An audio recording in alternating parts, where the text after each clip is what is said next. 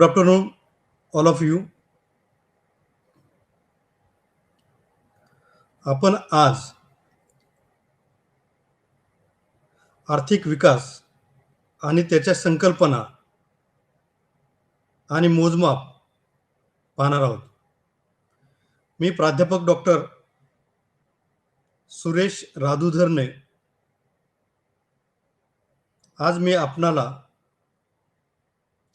भारतीय अर्थव्यवस्था म्हणजे काय त्याच्याविषयी थोडक्यात सांगणार आहे. ज्यावेळेस आपण आर्थिक विकास किंवा अर्थशास्त्राच्या बोलीभाषेमध्ये विचार करतो, त्याच्यामध्ये अर्थशास्त्रामध्ये सूक्ष्म अर्थशास्त्र, समग्र अर्थशास्त्र ह्या दोन सर्वात महत्त्वाच्या संकल्पना आहेत. त्याच्यामध्ये अभ्यास करताना भारतीय अर्थव्यवस्था, भारतीय आयव्यय म्हणजेच पब्लिक फायनान्स, इंडियन इकॉनॉमी ह्या संकल्पना येतात. त्या संकल्पनांमध्ये भारताची प्रगती कशी झाली किंवा आर्थिक प्रगती कशावर डिपेंड आहे, कशावर अवलंबून आहे, विकास कशावर अवलंबून आहे, तर तो उद्योगधंदे, विकास, रोजगार,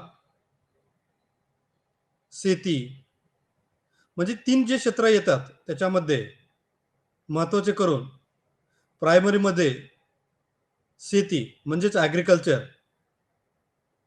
त्याच्यामध्ये ॲग्रिकल्चर आणि त्याच्यावर डिपेंड असणारे म्हणजे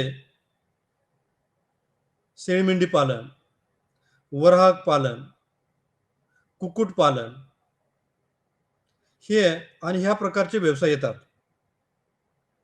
शेती सेकंडरीमध्ये इंडस्ट्री म्हणजे उद्योगधंदे त्याच्यावर अवलंबून असतात. आणि टेरिटरीज म्हणजे सर्व्हिस सेक्टर. सर्व्हिस सेक्टर हे बँका किंवा वेगवेगळे ऑफिसेस असेल त्याच्यामध्ये जे नोकऱ्या उपलब्ध असतात ते सर्व्हिस सेक्टर असतात. आर्थिक प्रगतीमध्ये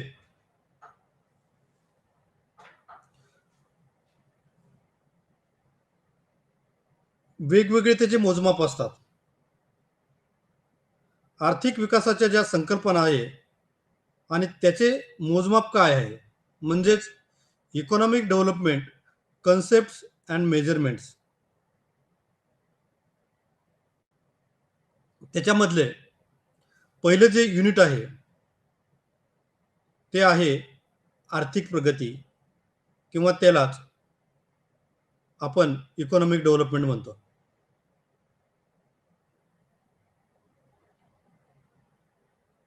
भारताची लोकसंख्या सध्याच्या स्थितीला अंदाजे 144 कोटीच्या पुढे आहे. मग ह्या लोकसंख्येला जर व्यवस्थितपैकी सांभाळायचं जर असेल आणि अर्थव्यवस्थेचा कणा म्हणून जी वेगवेगळी क्षेत्र आहे त्याला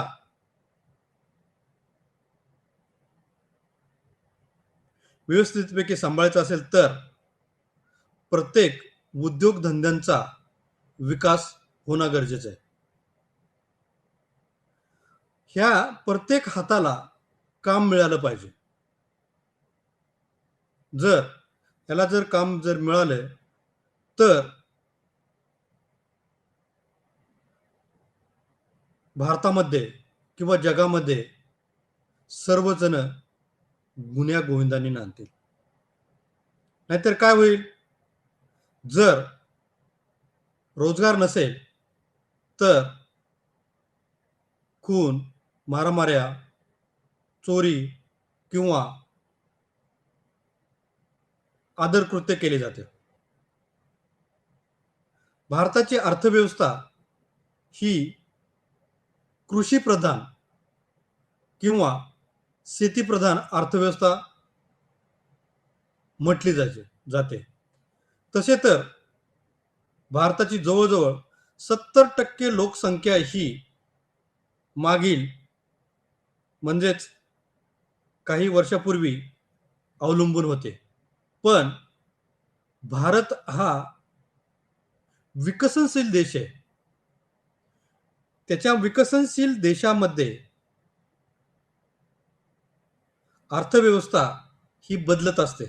म्हणजेच शेती क्षेत्रावरचा भार कमी होत असतो आणि उद्योगधंदे किंवा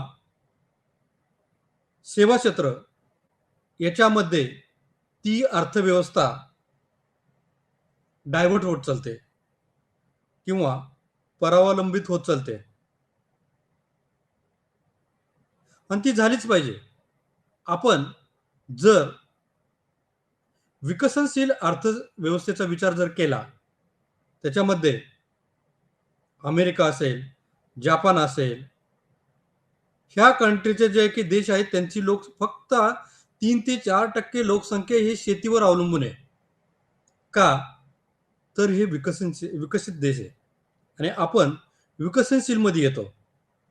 त्याच्यामुळं आपल्याकडे बरीचशी जी लोकसंख्या आहे, आपली अर्थव्यवस्था ही शेतीवर अवलंबून आहे आणि आणखीनही शेती क्षेत्राचा सर्वात मोठा जो हिस्सा आहे तो अर्थव्यवस्थेत आहे. आपण आणखीनही जो सेकंडरी जो व्यवसाय असेल म्हणजे मोठमोठे कारखाने असेल ते शेतीवरच अवलंबून आहे. उदाहरणार्थ साखर कारखाना असेल, तुमचं यंत्रसामुग्री निर्मितीचा उदाहरणार्थ ट्रॅक्टर किंवा हार्वेस्टर किंवा शेतीच्या रिलेटेड जे वेगवेगळे उद्योगधंदे आहे ते देखील शेतीवरच अवलंबून असतात. म्हणजेच त्याच्यावरच ते अवलंबून असतात. ते शेती व्यवसायाला पुरवठा करतात यंत्रसामुग्रीचा. त्याच्यामुळे तसेच शेती क्षेत्राने मोठ्या प्रमाणामध्ये एम्प्लॉयमेंट क्रिएट केलेलं आहे. म्हणजेच आपली भारतीय अर्थव्यवस्था आणखीनही शेती क्षेत्रावर अवलंबून आहे. परंतु त्याचं अवलंबित्व कमी कमी होत चाललंय आणि ते सेकंडरीकडे डायव्हर्ट होत चालले. म्हणजे काय, की जसे उद्योगधंदे वाढत जातील त्याच्या पद्धतीने ते शेती क्षेत्रावरलं ऑटोमॅटिकली अवलंबित्व हे कमी होत चालते. तर ही झाली प्रस्तावना. याच्यामध्ये खूप सांगण्यासारखं आहे, परंतु आपल्याकडे तो कमी वेळ असतो आणि त्या वेळामध्ये आपल्याला तो पार्ट जो आहे की ते संपवायचा असतो. म्हणून मी पुढे सरकतोय. अर्थव्यवस्था कशी कार्य करते, तर त्याच्यामध्ये सरकार असेल, तुमचे प्रायव्हेट सेक्टर असेल किंवा गव्हर्नमेंट सेक्टर असेल, हे क्षेत्र दोन्ही मिळून आपल्याकडे काम करत असतात. त्याच्यामध्ये भांडवलशाही अर्थव्यवस्था आहे, काही समाजवादी आहे, काही मिश्र अर्थव्यवस्था असते. त्याच्यामध्ये मिश्र अर्थव्यवस्थेमध्ये किंवा भांडवलशाहीमध्ये भांडवलदारांचं त्याच्यामध्ये पूर्ण सहभाग असतो. फॉर एक्झाम्पल, भारत देखील आता भांडवलशाहीच्या दिशेने जात नाहीये, परंतु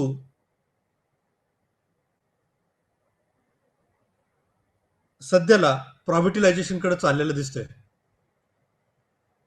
तुम्ही पाहत असाल की मिश्र अर्थव्यवस्थेमध्ये सरकार आणि खाजगी व्यावसायिक मिळून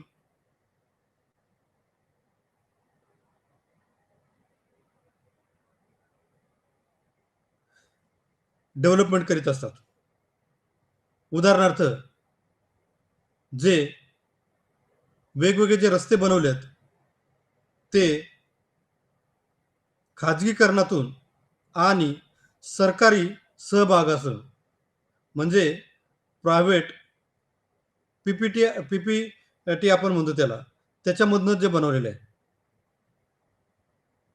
प्रायव्हेट आणि सरकारी आहे, या दोन्हींच्या क्षेत्रामधून ते बनलेलं असते. भांडवलशाही अर्थव्यवस्थेमध्ये काय होतं या, तर त्याच्यामध्ये सर्व नियंत्रण हे भांडवलदारांच्या हातात असते. म्हणजेच भांडवलदार किंवा व्यापारी किंवा उद्योजक जे ठरवतील त्याच्याप्रमाणे निर्णय घेतले जातात. त्या याच्यामध्ये काही फायदे आहेत आणि काही तोटे देखील आहेत.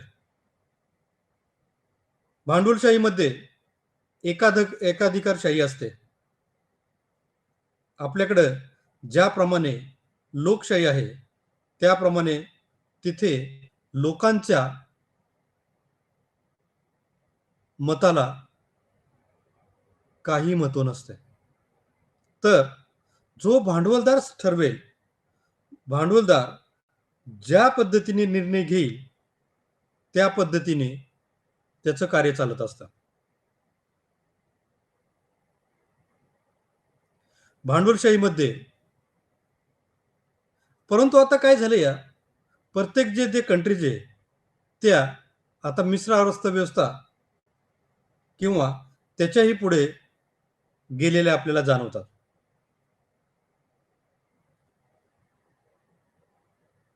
त्याचप्रमाणे दुसरं जे आहे अवस्था असते ती समाजवाद. त्यालाच आपण सोशलिझम म्हणतो. सोशलिझम देखील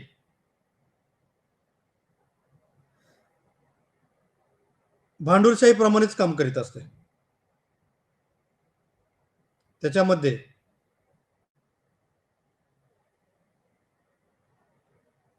त्याच्यानंतर जे येते ते मिश्र अर्थव्यवस्था. मिश्र अर्थव्यवस्थेमध्ये सरकार आणि खाजगी व्यावसायिक किंवा उद्योजक दोघांचा त्याच्यामध्ये सहभाग असतो. ह्या सहभागातून आर्थिक विकास होत असतो. भारतामध्ये सध्याला आपली जरी लोकशाही असेल, परंतु 1970च्या नंतर जो प्रायव्हेटिलायझेशन पीपीटी आपण प्रायव्हेटिलायझेशन जे होत आहे त्याच्यामध्ये डॉक्टर मनमोहन सिंह आणि पी व्ही नरसिंहराव यांच्या सरकारनं भारतीय अर्थव्यवस्थेमध्ये मोठ्या प्रमाणात सुधारणा केलेल्या आहे. हे एक सर्कल असतं, हे चक्र असतं आणि हे चक्र प्रत्येक वेळेस चालू असते. तुम्ही पाहिलं असेल, पहा तुम्ही की 1969 पर्यंत किंवा त्याच्या आधी सर्व बँका किंवा सर्व उद्योगधंदे हे खाजगी क्षेत्राकडे होते. खाजगी क्षेत्रातील जे तोटे ते मोठ्या प्रमाणात जाणवायला लागले आणि त्याच्यानंतर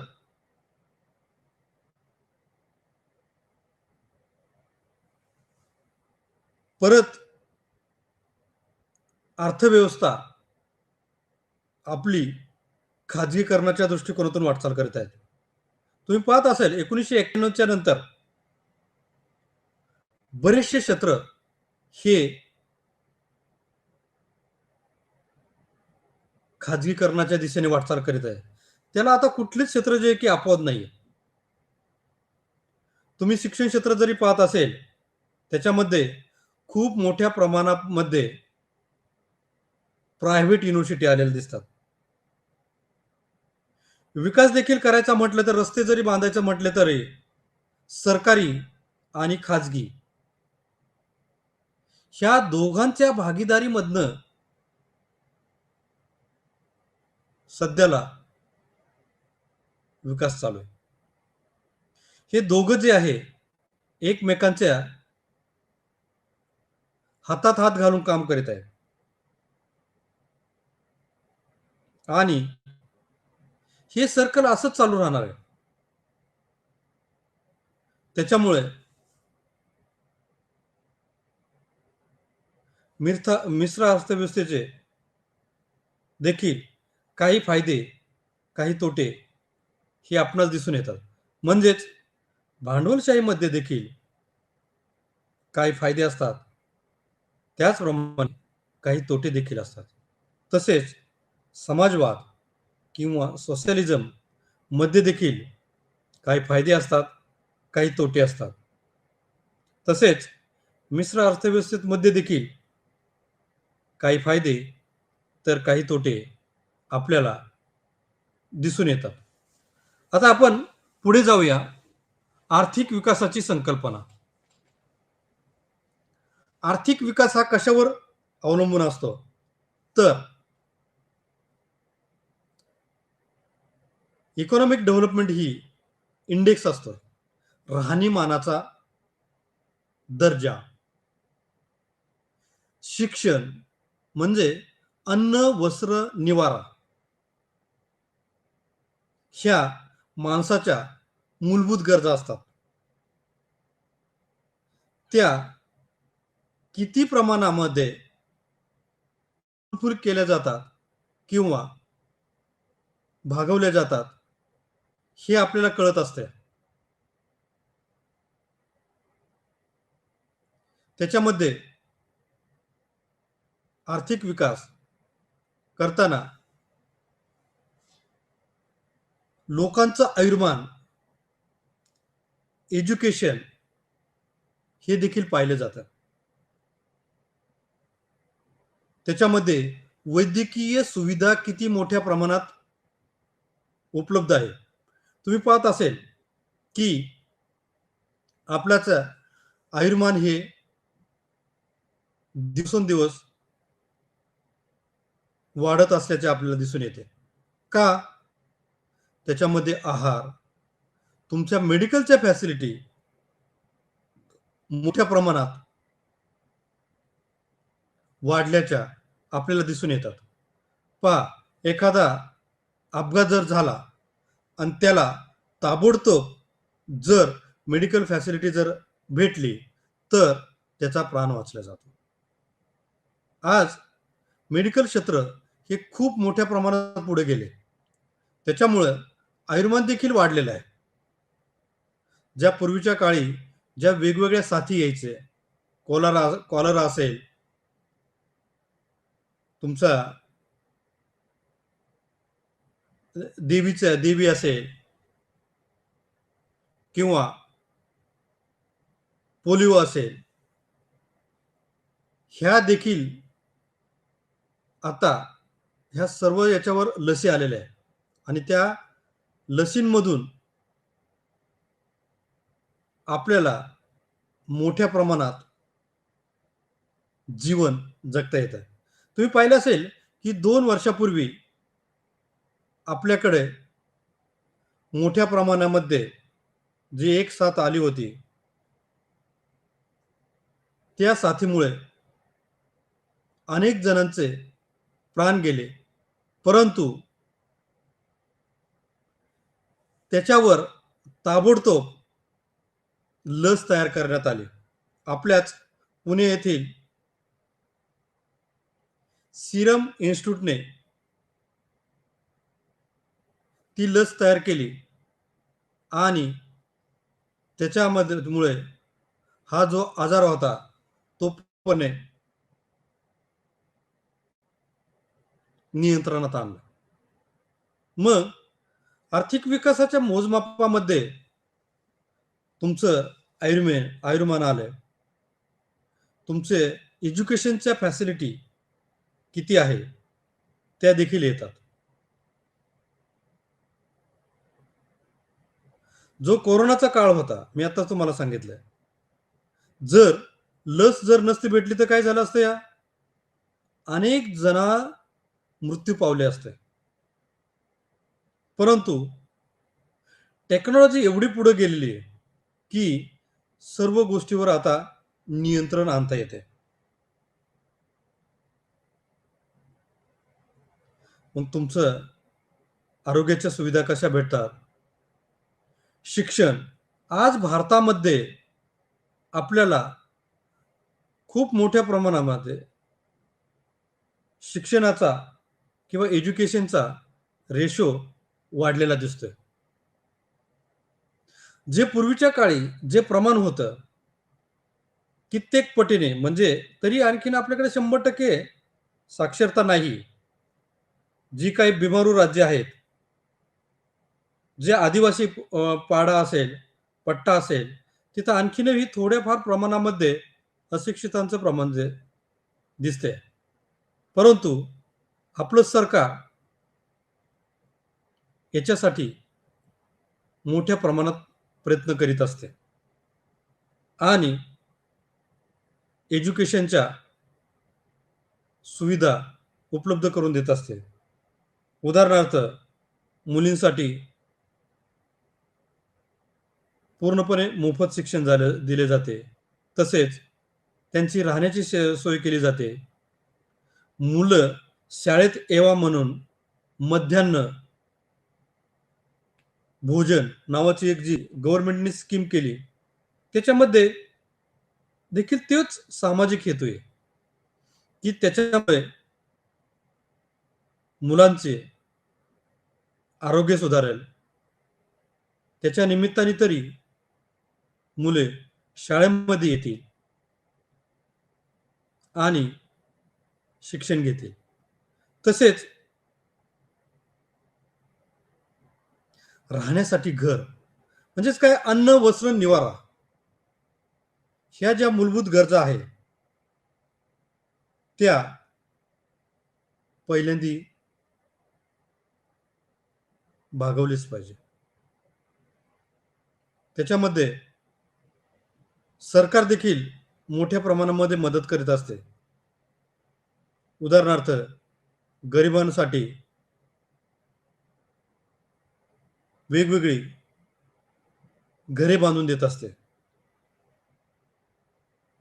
ग्रामीणच्या लोकांसाठी पंतप्रधान ग्राम विकास योजना असेल, घरकुल योजना असेल, किंवा शहरी लोकांसाठी म्हाडा असेल तेथे, किंवा झोपडपट्टी पुनर्विकासाच्या ज्या योजना आहेत त्या देखील राबवल्या जातात. याच्यामुळे काय होतं, या लोकांचं आयुर्मान उंचावते. लोक एज्युकेटेड होतात, लोक विचार करायला लागतात आणि ह्या विचारातनं भारताची किंवा जगाची, त्या राष्ट्राची, त्या राज्याची निर्मिती होत असते. आपण महाराष्ट्राचा जर विचार केला, महाराष्ट्र राज्य हे सर्वच दृष्टिकोनातून अग्रेसर आहे. त्याच्यामध्ये मोठ्या प्रमाणात इंडस्ट्री आली का काय होते माहितीच आहे की तुम्हाला मोठ्या प्रमाणात रोजगार भेटतो. प्रोडक्शन चालू होते. त्यामुळे डिमांड आणि सप्लाय, मागणी आणि पुरवठा याचा मेळ घालण्याचा प्रयत्न केला जातो. मागणी आणि पुरवठ्यानुसार तुमची किंमत कमी जास्त ठरत असते. तुम्ही पाहिलं असेल की कांद्याच्या किमती केव्हा-केव्हा खूप वाढतात, केव्हा-केव्हा कमी होतात. का? तर मागणी वाढली आणि पुरवठा कमी जर झाला, तर किमती वाढतात. मग याच्यामध्ये गव्हर्नमेंट हस्तक्षेप करते आणि त्या किमती कंट्रोल करण्याचा प्रयत्न करते. तसेच सामाजिक दृष्टिकोनातून गव्हर्नमेंट लोकांना रेशन धान्याच्या स्वरूपामध्ये मोफत रेशन देत असते. लोकांचं अन्न भेटावा. जे बी-पी-एलच्या बिलो पॉवर्टी लाईनच्या खाली आहे, त्यांचे उष्मांक वाढावा. मग आता हे झाले आर्थिक विकासाचे मोजमाप. त्याच्यामध्ये आर्थिक विकासाचे निर्धारक डिटर्मिनेशन ऑफ इकॉनॉमिक डेव्हलपमेंटमध्ये परत तेच येते. तुमचं राहणीमान, आयुर्मान, एज्युकेशनच्या सुविधा, पर्यावरण ह्या गोष्टींचा त्याच्यामध्ये वापर केला जातो. आता विकासात सरकारची भूमिका. प्रत्येक विकासामध्ये सरकारची भूमिका खूप महत्त्वाची असते. सरकार कुठल्याही परिस्थितीमध्ये सरकारला जर वाटलं, की ह्या ठिकाणी कुठली तरी गोष्ट चांगली होत नाही, ते हस्तक्षेप करीत असते. सरकारना पूर्णपणे राईट्स आहे. काय करायचं आणि काय नाही करायचं. असं म्हटलं जातं, की वैयक्तिक खर्च करताना हे अंथरूण पाहून पाय पसरावे. म्हणजेच काय? जर जेवढी आपली कुवत आहे, त्याच्या प्रमाणेच आपण देणी-घेणी करावी. म्हणजे पैशाचे व्यवहार करावे. पण सरकारचं तसं नसतंय. सरकारने आधी तयार करायचं, नंतर पांघरूण तयार करायचं आणि नंतर अंथरूण तयार करायचं. का? तर सरकारकडे उत्पन्नाचे सोर्स खूप मोठ्या प्रमाणात असतात आणि विकासामध्ये सर्वात महत्त्वाची भूमिका जी आहे, ती सरकारचीच आहे. तुम्ही रस्ते पाहत असाल, रस्ते कोण बांधतंय या? सरकारच बांधतंय. परंतु आता प्रायव्हेट म्हणजे पी-पी तत्वानुसार प्रायव्हेट आणि पब्लिक ह्या दोघांच्या याच्यातनं विकासाची गंगा वाहते. उदाहरणार्थ मुंबई-पुणे द्रुतगती मार्ग हा जो पहिला बांधण्यात आला, तो कसा बांधला गेला? सरकारी आणि प्रायव्हेट म्हणजे पी-पी तत्वानुसार बांधला गेला. त्याला पहा, की टोल तुम्हाला द्यावा लागतो, कर द्यावा लागतो ते वाहन चालवताना. म्हणजेच वापरा आणि हस्तांतरित करा. सरकार एज्युकेशन आपल्याकडे जवळ-जवळ कित्येक हजार कोटी रुपये सरकार हे शिक्षणासाठी खर्च करीत असते. तुम्ही पाहत असेल, 1ली ते 7वी पर्यंत शिक्षण मोफत आहे. त्याच्यानंतर 10वी पर्यंत देखील आहे. मुली असेल, त्यांना शिक्षण मोफत आहे.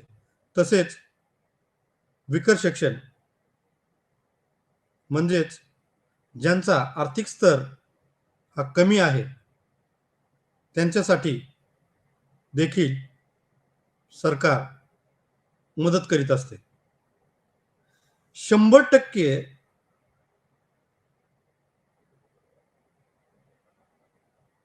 शिक्षण हे सर्वांना मिळालं पाहिजे, हे सरकारचं धोरण असते.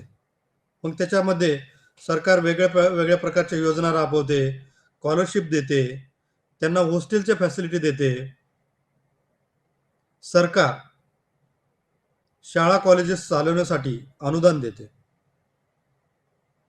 त्याचप्रमाणे दिवाबत्ती, रस्त्यावरची लाईट जी असते ती कोण लावते? सरकारच लावत असते. प्रायव्हेट क्षेत्र ज्या ठिकाणी नफा आहे त्याच ठिकाणी रस दाखवत असते, त्याच ठिकाणी रुची दाखवत असते. परंतु सरकारला तसं करून चालत नाही. सरकारला प्रत्येक जो घटक आहे एक समान असतो. म्हणजे पहा, रस्त्यावर चालताना तो गरीबही चालू शकतो आणि श्रीमंतही चालू शकतो. पाणी स्वच्छ आणि चांगलं पाणी हे पुरवणे सरकारची जबाबदारी. तुमचे पर्यावरणाचे सरकारच्या सोबत आपल्याला बी प्रयत्न करावे लागतात. पर्यावरणाची हानी होऊ नये म्हणून सरकार कठोर प्रयत्न करीत असते. पहा, झाडे लावा, झाडे जगवा. आपण आता काय पाहतो पहा, की आता सध्याला काही राज्यांमध्ये ह्या वर्षी म्हणजे 2024ला 50 अंश सेल्सिअसच्या पुढे तापमानाची पातळी गेली. म्हणजेच काय झालं? आपण जे ग्लोबल वॉर्मिंग म्हणतो तेच पाहायला भेटते ना. अक्षरशः कित्येक लोक होरपळून मरतात आहे. कशामुळं? पर्यावरणाची हानी झाल्यामुळं. पर्यावरण टिकवलं पाहिजे. झाडे लावली तर काय होणार? ऑटोमॅटिकली पाऊस पडणार. पाऊस पडला का काय होणार? ऑटोमॅटिकली वातावरण जे की शांत राहणार, थंड राहणार. विकासामध्ये सरकारच्या शिवाय काही होऊ शकत नाही. त्याच्यामध्ये सरकार सार्वजनिक सेवानुसार एस-टी महामंडळ असेल, PMTP, CMT बसेस असतात, वेगवेगळ्या ज्या शहरांच्या त्या वेगवेगळ्या बसेस असतात, सरकार तिथे हस्तक्षेप करीत असेल. तुम्ही महाराष्ट्रातच पाहा ना, की एस-टीसाठी सरकारने मोठ्या प्रमाणामध्ये मदत केलेली आहे. 60 वर्षाच्या पुढच्या लोकांना मोफत प्रवास असेल, तुमचे वेगवेगळे पुरस्कार विजेते त्यांच्यासाठी मोफत प्रवास दिला जातो. म्हणजेच विकासामध्ये रेल्वे म्हणजे रेल्वे वाहतूक असेल, समुद्र वाहतूक असेल किंवा विमानाची वाहतूक असेल, याच्यामध्ये देखील सरकार मदत करीत असते. त्याच्यामुळे तुमचा वेळ आणि पैसा वाचत असतो. तसेच सरकार शहरामध्ये असेल किंवा गावाकडे असेल रस्ते बांधत असतात. रस्ते एकमेकांना जोडले जातात. त्याच्यामुळे एक दुसऱ्या गावाचा किंवा शहरांचा संपर्क वाढतोय आणि तो संपर्क वाढल्यामुळे प्रगती ऑटोमॅटिकली होताना दिसते.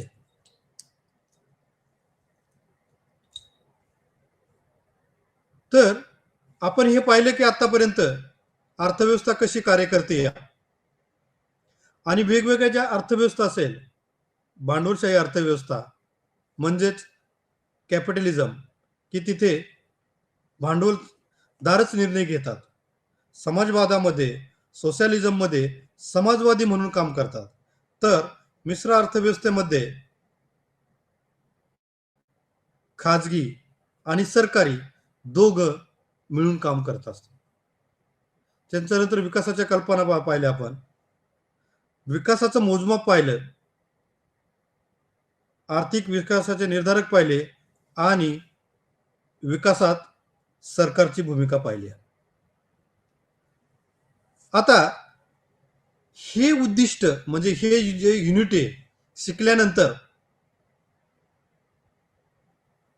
तुम्हाला काय पाहायला भेटेल, तर तुम्ही ह्या काही गोष्टी करू शकता.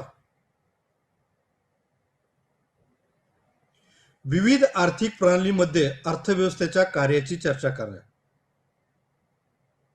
म्हणजेच काय, उद्दिष्टांमध्ये विविध आर्थिक प्रणालीमध्ये अर्थव्यवस्थेच्या कार्याची चर्चा करा.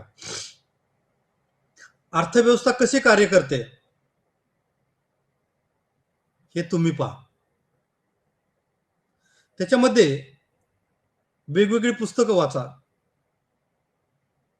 म्हणजे प्रायमरी आणि सेकंडरी जो डेटा असतो तो सर्वात महत्वाचा असतो. जी मिश्र अर्थव्यवस्था असेल, भांडवलशाही अर्थव्यवस्था असेल किंवा समाजवादी अर्थव्यवस्था असेल, त्याची कार्याची चर्चा करा आणि त्या अर्थव्यवस्था कशा कार्य करतात ते तुम्ही पाहू शकता. तसेच त्याच्यानंतर ज्या आर्थिक विकासाच्या वेगवेगळ्या संकल्पना आहेत त्या स्पष्ट करा. विकासाधीन आणि विकसनशील अर्थव्यवस्था. विकसनशील अर्थव्यवस्था कुठली, तर भारत. आणि विकासाधीन म्हणजे काय, तर ज्याचा आधीच विकास झालेला आहे, मोठ्या प्रमाणामध्ये एज्युकेशन असेल म्हणजे 100% एज्युकेशन, रस्ते किंवा इंडस्ट्री, पूर्ण क्षमतेने रोजगार, ह्या अर्थव्यवस्थेमध्ये ह्या विकासाधीनमध्ये असतात. म्हणजे डेव्हलप्ड ऑलरेडी त्याचा विकास झालेला आहे. आणि विकसनशील मध्ये काय, भारत झालं, पाकिस्तान झालं किंवा सार्क ज्या कंट्री आहे त्या सर्व विकसनशील अर्थव्यवस्था आहे. म्हणजेच ह्या अर्थव्यवस्थांमध्ये आणखी विकास होण्यासाठी मोठ्या प्रमाणात संधी आहे, वाव आहे. उदाहरणार्थ रस्ते, पाणी, वीज, शिक्षण, राहणीमान याच्यामध्ये विकास होणं गरजेचं आहे. त्याच्यानंतर विकासाची ज्या विविध संकल्पना आहे त्यांचं तुम्ही वर्णन करा. विकासाचे निर्धारक घटक कुठले कुठले आहे. जर तुम्ही काही जर पुस्तकं जर वाचली, भारतीय अर्थव्यवस्था म्हणून अनेक पुस्तकं उपलब्ध आहे बाजारपेठेमध्ये, किंवा तुम्ही नेटवर जरी सर्च केलं तरीही इंडियन इकॉनॉमी म्हणून जर टाकलं तर सर्व घटक त्याच्यामध्ये तुम्हाला उपलब्ध होऊन जातात. मग विकासाचे निर्धारक घटक कुठले आहे,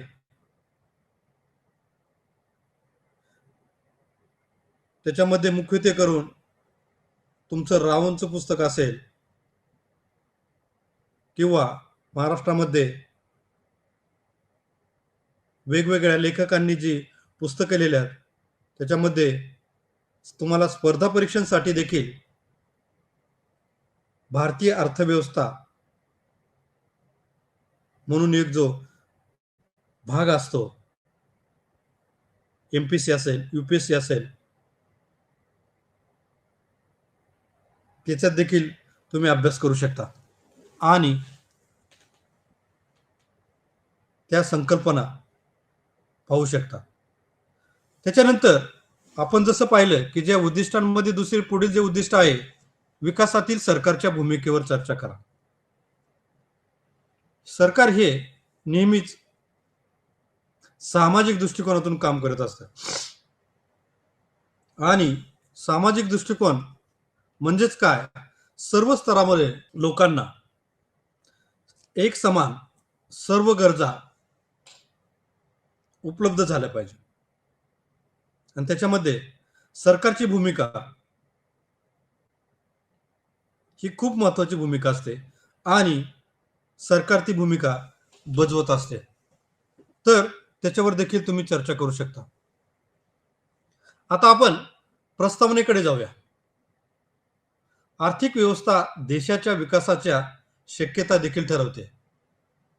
येथे भांडवलशाही, समाजवाद आणि मिश्र अर्थव्यवस्था यासारख्या आर्थिक व्यवस्था प्रचलित आहेत. जगाच्या विविध भागात या आर्थिक प्रणाली ऐतिहासिक तत्वांवर आधारित आहेत. देशाचा वारसा आहे, परंतु या प्रणालींचा उद्देश विकास साध्य करणे आहे. म्हणजेच पहा, कुठलीही अर्थव्यवस्था असो, भांडवलशाही असो, समाजवाद असो किंवा मिश्र अर्थव्यवस्था, यांचं एकमेव उद्दिष्ट काय आहे? तर विकास करणे, डेव्हलपमेंट करणे आणि त्या विकासामधून जनतेचं कल्याण करणे, लोकांचं कल्याण करणे हा महत्वाचा घटक आहे. आता आपण पुढे वळूया. अर्थव्यवस्था कशी कार्य करते? तर देशाची अर्थव्यवस्था आणि ऐतिहासिक संदर्भ ठरवतात. मोठ्या प्रमाणात विकासाच्या शक्यता लिझेस फिअर म्हणजेच मोकळी सोडा या धोरणाला शास्त्रीय अर्थशास्त्रज्ञांनी पसंती दिलेली आहे.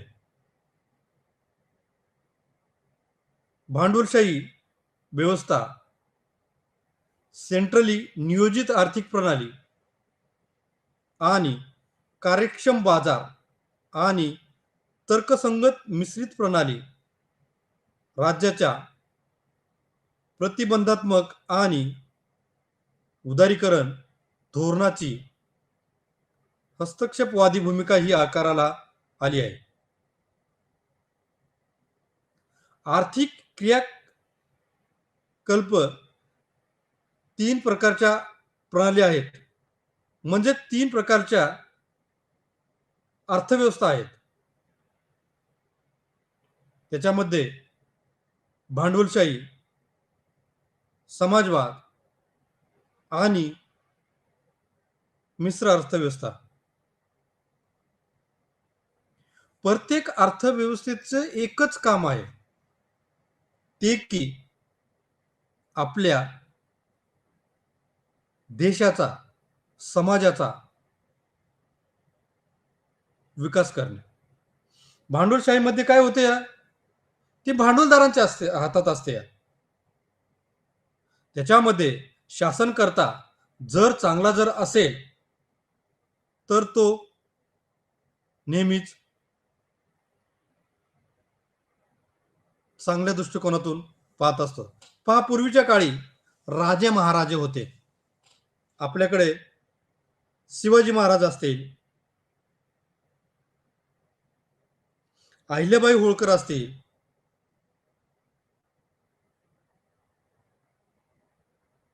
किंवा भोसले घराणे असतील, पेशवे घराणे असतील, यांनी किंवा तुम्ही पाहत असेल जर आपल्याकडे इतिहास जर पाहिला तर इंग्रजांपासून तो मोगलांपर्यंत जे राज्य केले, त्याच्यामध्ये काय होते? शासनकर्ता हा एकच होता. मग प्रत्येकाचे ध्येय आणि उद्दिष्ट ही वेगवेगळी होती. तसाच समाजवाद, समाजवादामध्ये देखील तसंच आहे. चायना असेल, काय समाजवादी दृष्टिकोनातून चालू आहे ना. मिश्र अर्थव्यवस्था म्हणजे भारतासारखी अर्थव्यवस्था की ज्यामध्ये सरकार आणि खाजगी क्षेत्र दोघं मिळून काम करत असतात.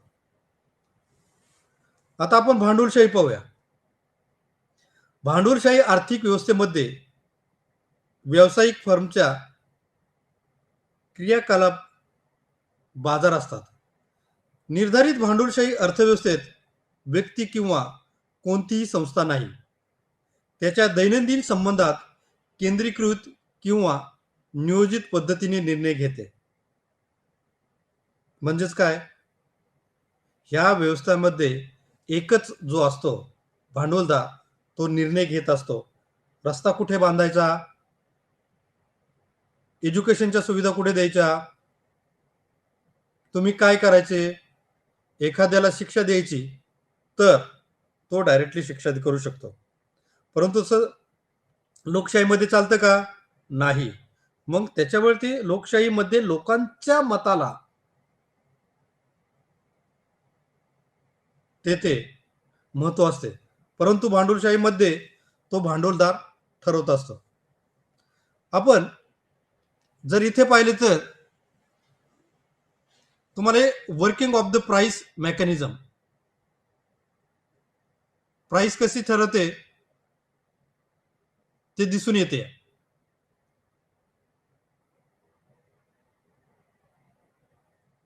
पहा, तुम्हाला individual performance and disposable income म्हणजेच ऑब्जेक्टिव्ह ऑफ हाऊसहोल्ड युटिलिटी मॅक्झिमायझेशन.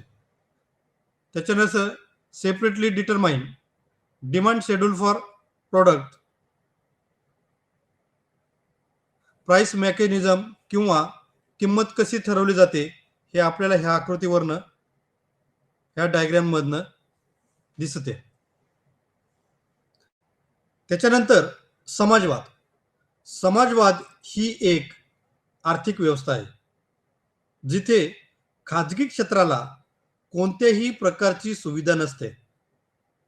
बाजार शक्तीद्वारे किंमत निश्चित नियंत्रण, उत्पादन, वितरण आणि पॉलियम्स्ट्रीजी यांच्या मते समाजवाद ही एक संपूर्ण सामाजिक व्यवस्था आहे जी केवळ साधनांच्या खाजगी मालकीच्या अनुपस्थित भांडवलशाहीपेक्षा वेगळे आहे. उत्पादनाचे, परंतु त्याच्या मूलभूत संरचनेत आणि कार्यपद्धतीत देखील असते. म्हणजेच येथे खाजगी क्षेत्र कुठल्याही पद्धतीचा वाव नसतो. येथे सगळे जे निर्णय कोण घेत असते? फक्त सरकार. आणि तेच ठरवतं तुम्ही काय करायचे. समाजवाद. त्याच्यानंतर आपण ऑलरेडी ह्या गोष्टी पाहिलेल्याच आहे. मिश्र अर्थव्यवस्थेमध्ये काय येते? या मिश्र अर्थव्यवस्थेमध्ये तुमच्या लक्षात येत असेल तर ही दोन प्रकारच्या अर्थव्यवस्थांच्या वैशिष्ट्यांचे मिश्रण दर्शवते: भांडवलशाही आणि समाजवाद. आर्थिक प्रणालीचे या स्वरूपाच्या अंतर्गत उत्पादन अंशतः खाजगी व्यक्तीच्या हातात आहे आणि अंशतः राज्याच्या मालकीचे आहे. सार्वजनिक प्राधिकरण सहसा सार्वजनिक उपयोगिता सेवा जसे की पाणी पुरवठा आणि वीज, रस्ते आणि रेल्वे, शिपिंग आणि हवाई सेवा. तुम्ही पाहत असाल की भारतामध्ये मिश्र अर्थव्यवस्था आपल्याला जाणवते. त्याच्यामध्ये आता आपल्याकडे बरेचसे रस्ते हे पीपी तत्वावर, म्हणजेच प्रायव्हेट आणि पब्लिक याच्यातून चालू आहे. त्याचप्रमाणे रेल्वे हे सरकार चालवते.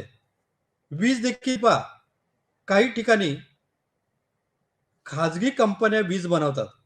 उदाहरणार्थ मुंबईसाठी टाटा असेल, अदानी असेल किंवा रिलायन्स असेल, हे वीज निर्मिती करतात. तसेच सेवा क्षेत्रामध्ये देखील पहा, आपल्याकडे BSNL प्रथमतः हे हे गव्हर्नमेंटच्या किंवा शासनाच्या हातात ताब्यात होतं. परंतु त्याच्यानंतर त्या क्षेत्रामध्ये वेगवेगळ्या खाजगी कंपन्यांनी प्रवेश केला आणि त्यांनी देखील ह्या क्षेत्राला एक प्रकारे सहाय्यच केलं आहे. आता तुम्ही पाहत असेल, हवाई क्षेत्र असेल, हवाई क्षेत्रामध्ये देखील कित्येक मोठ्या प्रमाणात खाजगी क्षेत्राने आलेले आहे. त्याचप्रमाणे सरकार देखील तिथे काम करतात. याच्यामध्ये कंझ्युमर्स किंवा ग्राहकाचा मोठ्या प्रमाणात फायदा होत असतो. जो स्वस्त देईल आपण त्याच्याकडे जातोया, जो महाग देईल आपण त्याच्याकडे नाही जात. म्हणजेच काय, तर मिश्र अर्थव्यवस्थेमध्ये ज्या सार्वजनिक सेवा असतात, ज्या उपयोगिता जसे की पाणी पुरवठा देखील गव्हर्नमेंट करते. बऱ्याच ठिकाणी आता तुम्ही पुण्यामध्येच पहा, टाटाचा देखील मोठा डॅम आहे.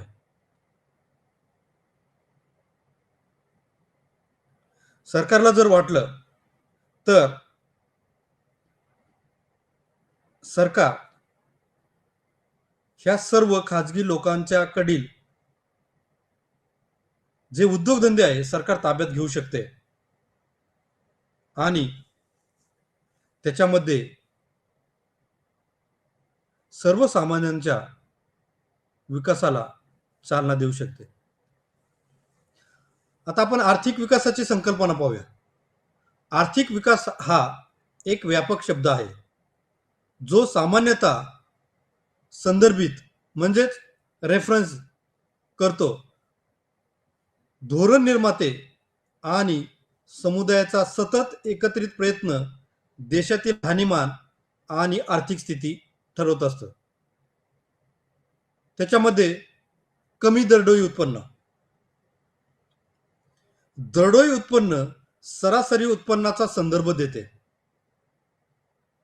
देशातील लोकांचे राष्ट्रीय उत्पन्नाला एकूण भागून त्याची गणना केली जाते आणि दरडोई उत्पन्न काढले जाते. दुसरं, उत्पन्न आणि संपत्तीचे असमान वितरण. उत्पन्नाची असमानता लोकसंख्येच्या विविध विभागांमध्ये उत्पन्नातील असमानता म्हणून ओळखली जाते. संपत्ती आणि गरिबीच्या वितरणातील वाढती असमानता बनली आहे. त्याच्यानंतर तिसरं म्हणजे शेतीवर प्रचंड अवलंबित्व. लोकसंख्येचा मोठा भाग आहे अविकसित देशांतील शेतीवर मोठ्या प्रमाणात हे लोक अवलंबून असतात. नैसर्गिक आपत्ती शेतीवर विपरीत परिणाम करीत असते. त्यामुळे शेतकऱ्यांना कमी उत्पादन मिळत असते, जसे की पूर, भूकंप, दुष्काळ. लोकसंख्येचा प्रचंड दबाव. अविकसित प्रदेशात लोकसंख्येची वाढ विकसित राष्ट्राच्या तुलनेत देश खूपच उच्च आहेत. जनता शिक्षण आणि आरोग्य क्षेत्रातील गुंतवणूक अत्यंत तुटपुंजी आहे. त्यामुळे अविकसित देशांच्या मानवी संसाधनांचा योग्य वापर केला जात नाही. बहुसंख्य लोकसंख्येला अनौपचारिक रोजगारावर अवलंबून राहावे लागते. 5. बेरोजगारी आणि अल्प बेरोजगारी. बेरोजगारीची परिस्थिती जेव्हा नोकरी शोधणाऱ्या लोकांना काम करण्याची संधी मिळत नाही तेव्हा उद्भवते. बेरोजगारी ही अशी स्थिती आहे ज्यामध्ये कामगार दलातील लोक असतात, अर्धवेळ किंवा साध्या नोकऱ्यांवर किंवा त्यांच्या संदर्भात अपुऱ्या नोकऱ्यांवर काम केलेले असते. प्रशिक्षण, कौशल्य किंवा आर्थिक गरजा अविकसित देशांतील अनेक लोक एकतर बेरोजगार आहेत किंवा अल्परोजगार आहेत. 6वं, भांडवली टंचाई आणि भांडवल निर्मितीचा कमी दर. एक महत्वाचा अविकसित देशांची समस्या म्हणजे भांडवलाची कमतरता. जर देश भांडवल बदलू शकत नाही, साधनांच्या कमतरतेमुळे मालाचे उत्पादन घटत असते. 3रं, आदिम तंत्रज्ञानाचा वापर किंवा जुनाट तंत्रज्ञानाचा वापर.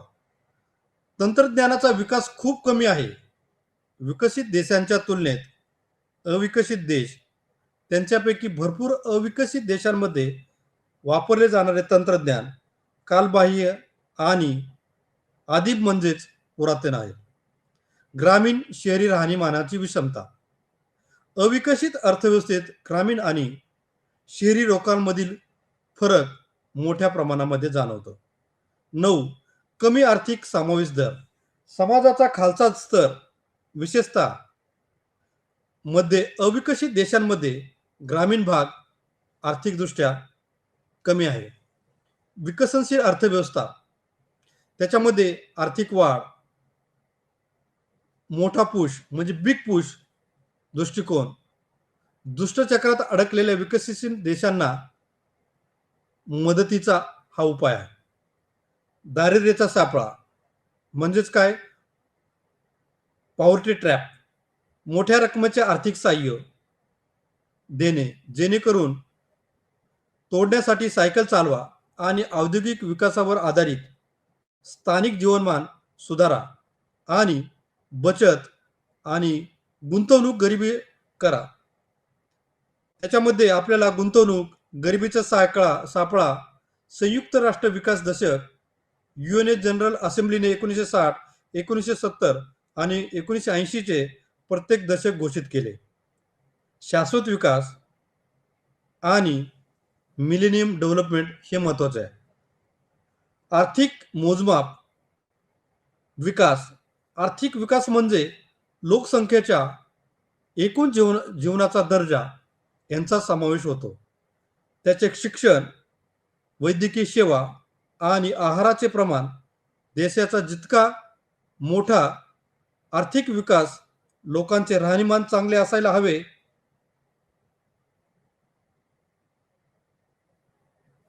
याच्यावरून ठरत असते. आर्थिक मोजमाप विकास.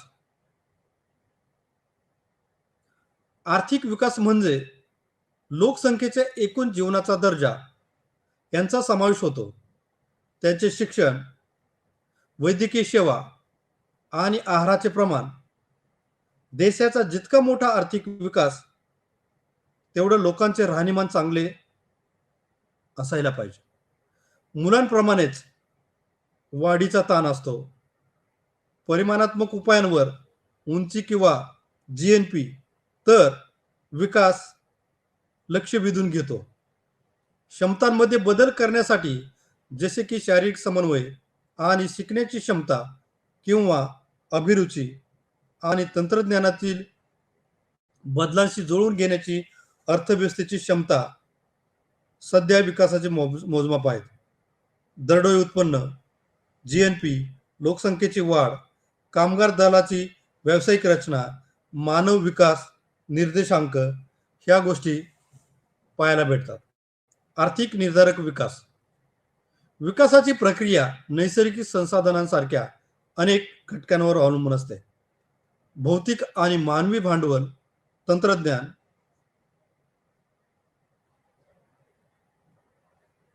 आपण पुढील लेक्चरला काही गोष्टी पाहूया. आपण आज थांबतोय. थँक्यू.